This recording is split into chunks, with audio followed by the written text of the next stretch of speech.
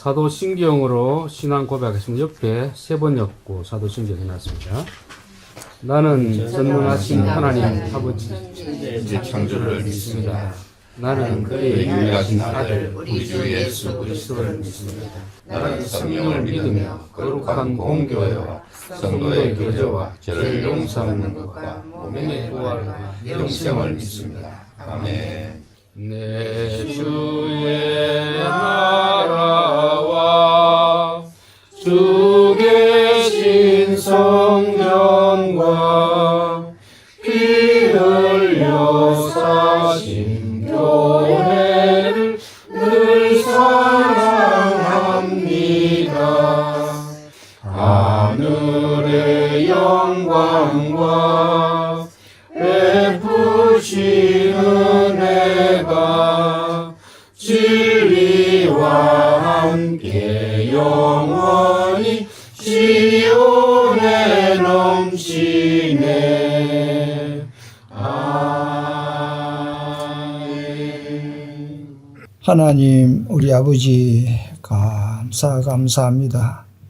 지내간 한 해 동안도 우리 6 식구들 자녀를 가정 위에 큰 결심이 없고 기쁨으로 살아가게 해주고 하나님 잘 섬기게 해주신 은혜를 진심으로 감사를 드립니다.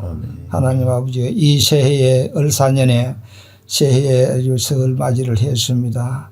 하나님 이 한 해 동안도 우리 가정과 우리 몸된 교회와 이 나라를 하나님께서 꼭 지켜주시기를 간절히 소원합니다. 특별히 우리 6 자녀들 가정 위에 하나님께서 은혜를 베푸사 형은 아래로 동생을 사랑하고 동생은 우로 형을 사랑하고 위에 있게 지내게 된 거 하나님 은혜 감사를 드립니다.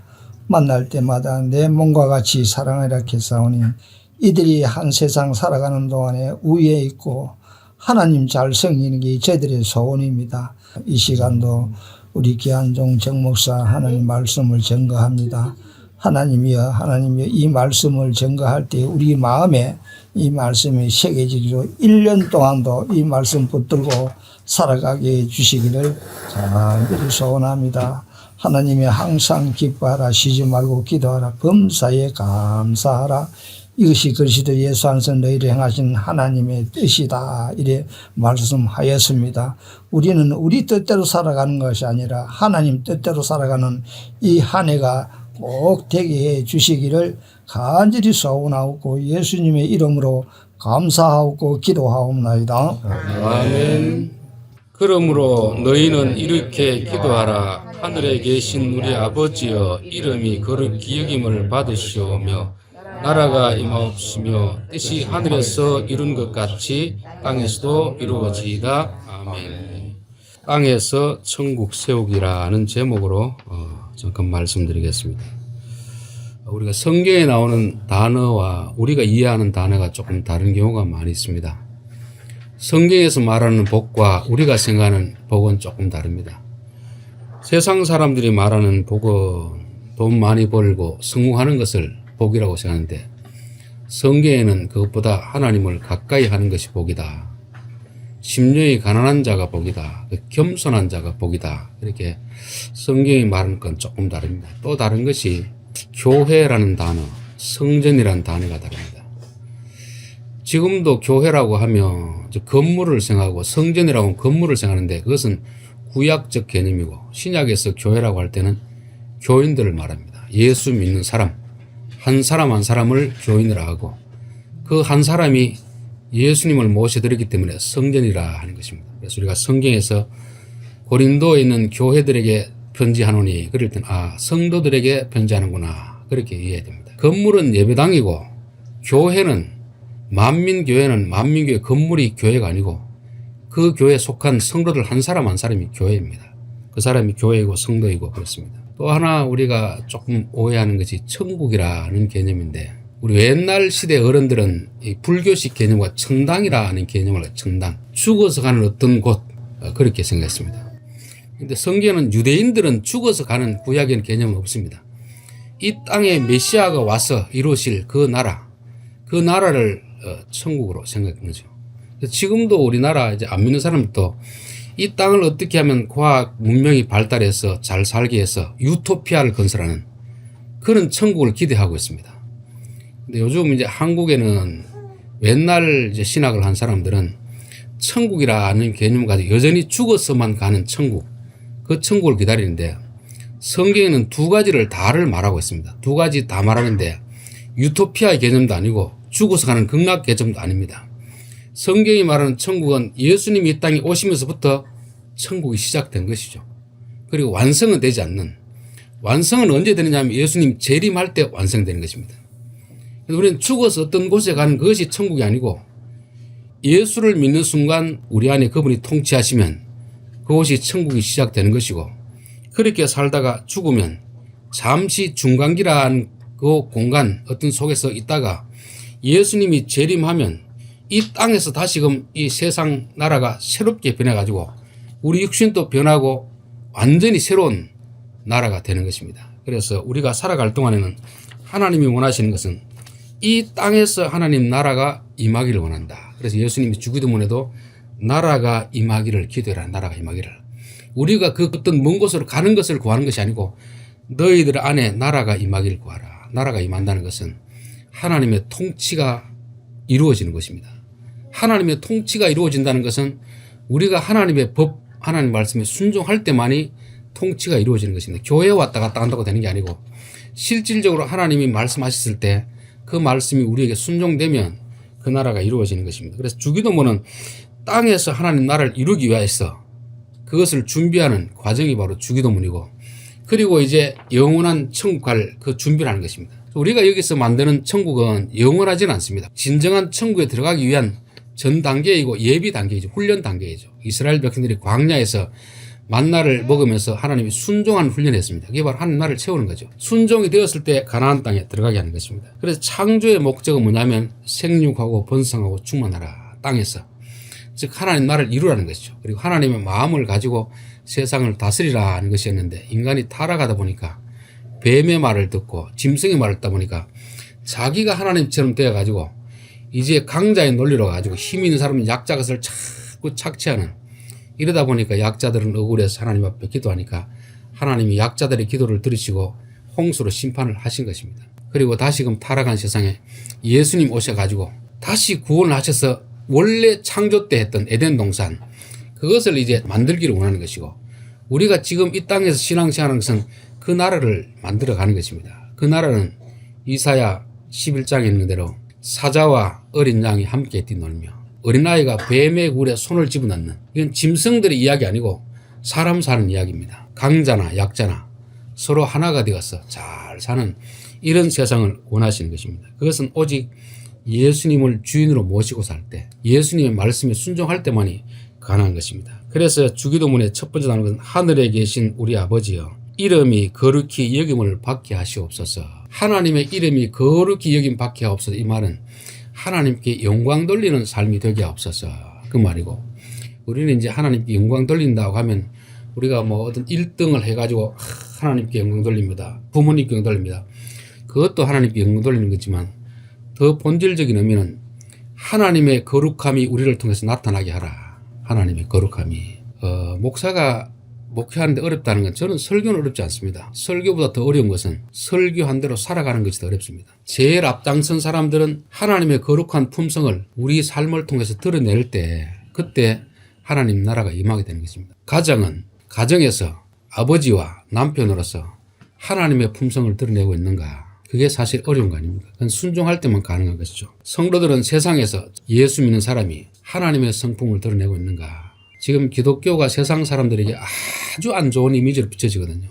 옛날보다 전도는 더 많이 하는데 세상 사람들이 예수님을 싫어하는 사람 없습니다. 예수 믿는 사람을 싫어하는 거죠. 왜냐하면 이 말로는 예수님 믿는다고 하는데 삶은 전혀 예수님하고는 다른 삶을 살고 있다 보니까 교회 안에도 아무런 빛을 발하지 못하고 세상 사람들의 손가락질을 당하고 있는데, 하나님은 우리를 구원해 주신 목적은 하나님의 이름이 드러나게 하라. 하나님의 영광이 우리의 삶 때문에 너희의 착한 행실을 보고 세상 사람들이 하나님께 영광 돌리게 하라 하는 것이 바로 하나님의 이름이 거룩히 여김 받게 하옵소서. 밖에 나가서 자녀들이 반듯하게 행동하면 사람들이 뭐라고 합니까? 맨날에 네 아버지 누구냐? 아버지 누구냐 물어보잖아요. 자식의 행동이 반듯하면 아버지께 영광이 되는 것입니다. 근데 자식이 밖에 나가서 개판 치면은 아버지가 욕먹잖아요. 그래서 우리 예수 믿는 사람들은 내가 하는 행동이 아버지께 영광이 될까 안 될까 항상 그 기도를 제일 먼저 하라고 했습니다. 우리의 기도 중에서. 그래야 하나님 나라가 세워지기 때문에 그런 거죠. 두 번째는 뜻이 하늘에서 이루어진 것 같이 땅에서도 이루어지이다. 하나님의 뜻이 우리에게서 이루어지게 하라.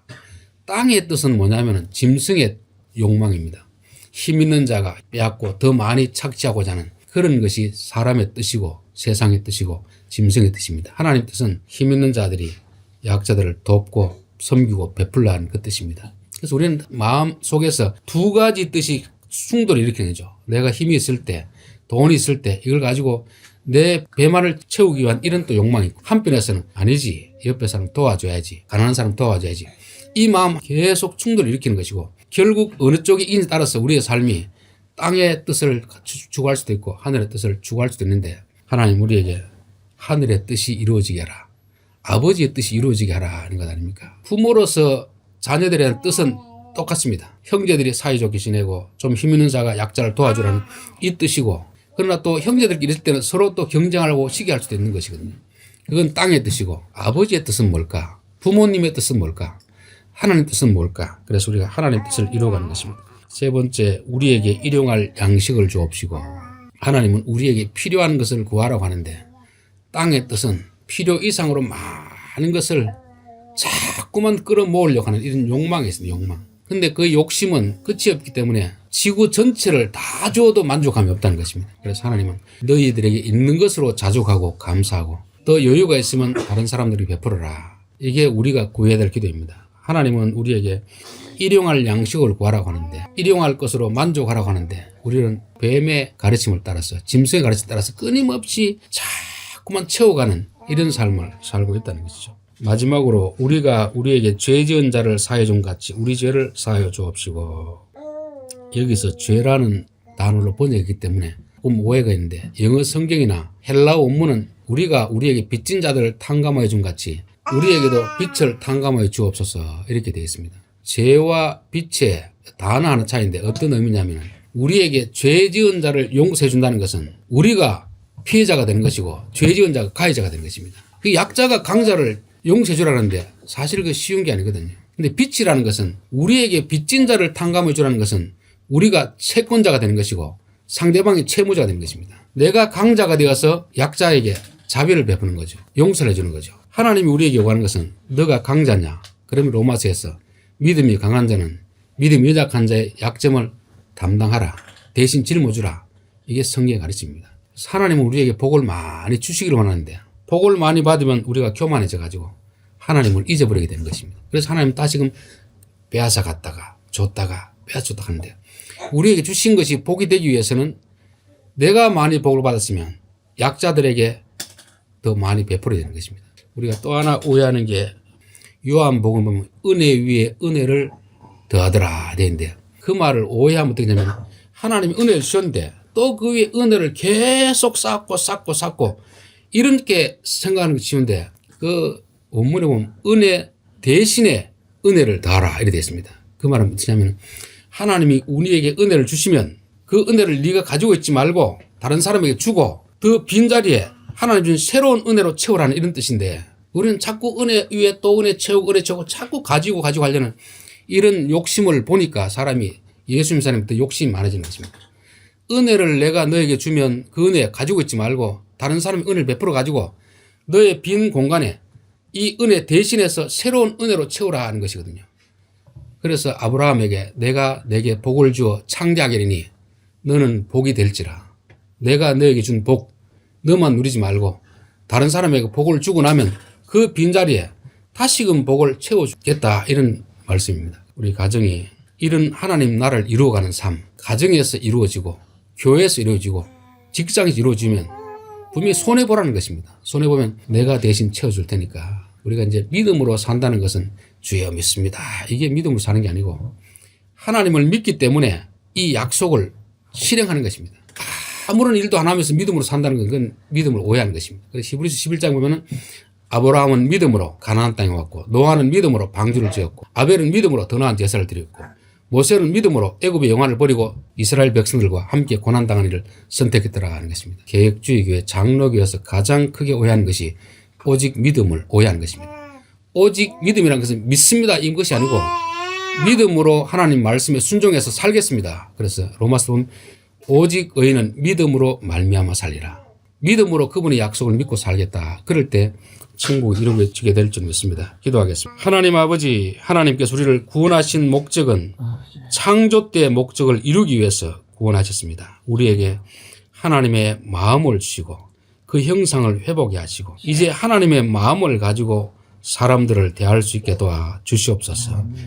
하나님은 우리에게 복을 주시고 그 복을 다른 사람에게 흘려보내면 빈자리에 또 새롭고 더 놀라운 복을 부어주신다고 약속했습니다. 우리가 가정에서 이 삶을 순종하고 직장에서 교회에서 사회에서 이런 삶을 순종함으로 인하여서 우리를 통하여서 하나님의 복이 믿지 않는 자들에게 흘러가게 하시고 하나님 나라가 세워지게 도와 주시옵소서. 예수님의 이름으로 기도하옵나이다. 아멘. 주의 얼굴 뵙기 전에 멀리 뵙은 하늘나라 내 마음속에 이뤄지니 날로 아깝도다. 할렐루야 찬양하세. 내 모든 죄 사함받고 주 예수와 동행하니 어디나 하늘나라. 하늘에 계신 우리 아버지여, 이름이 거룩히 여김을 받으시오며 나라가 임하옵시며 뜻이 하늘에서 이루어짐 같이 땅에서 이루어지이다. 나라와 권세와 영광이 아버지께 영원히 있사옵나이다. 아멘. 마쳤습니다.